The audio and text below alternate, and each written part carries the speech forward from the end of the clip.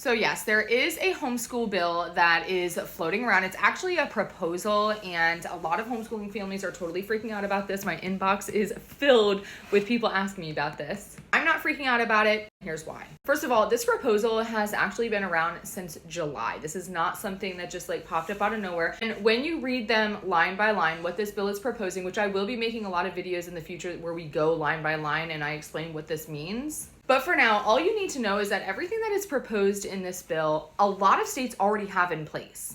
The second reason why I'm not freaking out is because, like I said, it's been around since July and no state has adopted it. The concern and why HSLDA is now talking about it is because there are some state leaders that are showing interest in it and there are conversations happening about it, whereas before there weren't. So that's the concern. I think she sees herself.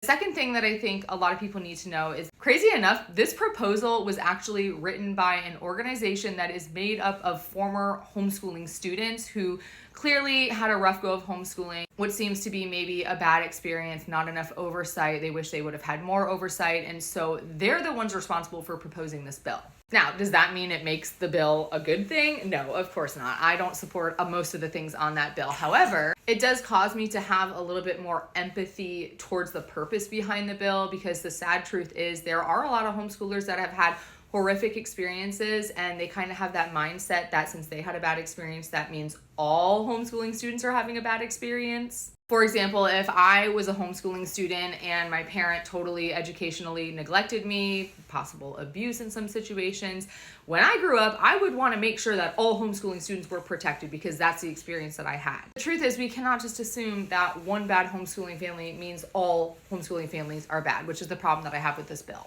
So bottom line is, don't freak out yet. No time to panic, no reason to panic yet, but I will be doing videos very soon where we go line by line and we talk about what each line item of the bill means.